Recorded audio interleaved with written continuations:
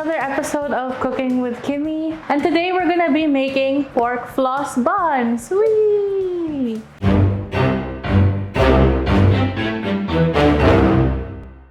So today we're gonna be making pork floss buns, and what that involves is obviously the pork floss and the buns. Wow, rocket science. If you guys wanna see more videos like this one, please don't forget to like and subscribe to our channels and click the notification bell so you get notified whenever we have new recipes. Very minimal number of ingredients, and it's gonna be actually pretty easy to make at home. For our buns, I already have our dough resting on the side. I'll give you a link to that down below. It's a kind of multi-purpose enriched dough or bun that we've used in a couple recipes before, like here and here. So what we're gonna start with is pork. Obviously. So here we have 600 grams of very lean pork. You can see that the pork that I have here has very little amount of fat. You want to actually take out as much fat as you can. The leaner your pork is, the better it is for this recipe. And I'm just gonna put that into our pot. Here I have some ginger, 2 pieces of star anise, and 2 tablespoons of soy sauce. So I'm just gonna cover the pork with enough water, and I'll turn the heat on to medium-high. So now that the pork has come up to a boil, I'm just gonna turn it down to a simmer. And you want to cook it until your pork is fully cooked through and tender. You just want it to cook slowly in this mixture so that it absorbs a lot of flavor. So it's been about 30 minutes since our pork has been cooking and it's fully tender. So now we're going to drain out the liquid and take out any of those large aromatics. And then we're gonna continue cooking the pork until it's dried out. And now you can see that the pork is dry. We're actually gonna now flavor it and let it cook completely until it dries out completely. So here I have sugar, the remaining soy sauce. Now I'm just gonna mix this together until it's well combined. Okay, so now we're gonna cover the pork again with water, but just enough to cover. So not that much. Just make sure your pork is almost fully submerged. And then we're gonna turn the heat back on to high. And this pork we're gonna cook until the water completely evaporates. As you can see here, the water has completely evaporated and there's no more liquid in the pork. So I'm just gonna give it a good stir. And when your pork gets to this point, we'll just transfer it to the bowl of a stand mixer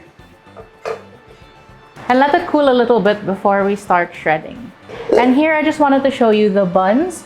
I've just formed them into little things, and we're gonna go and bake them and finish off this pork.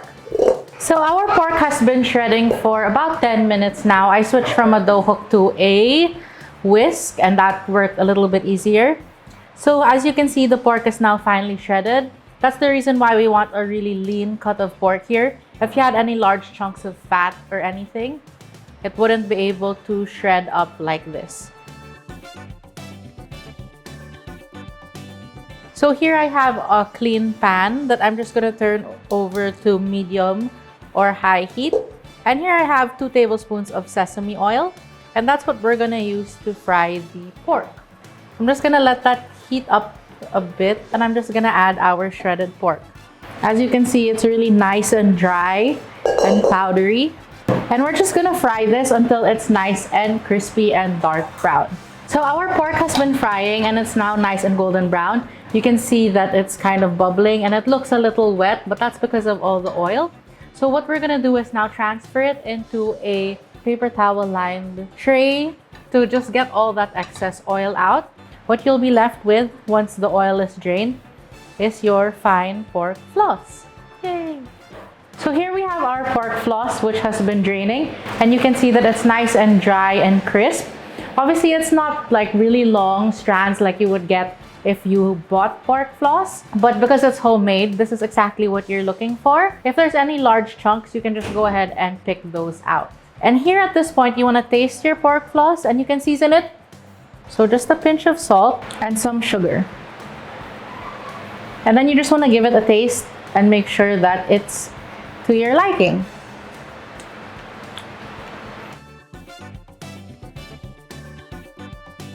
So here we have our seasoned pork floss, and our buns just came out of the oven. At this point, you want to brush them with some oil or some butter just to remove that hard crust. And you can let them cool completely before putting the pork floss on.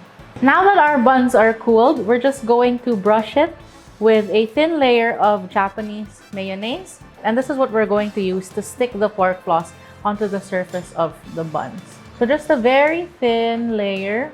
So now that we have our buns coated in the mayonnaise, we're just gonna roll them in the pork floss.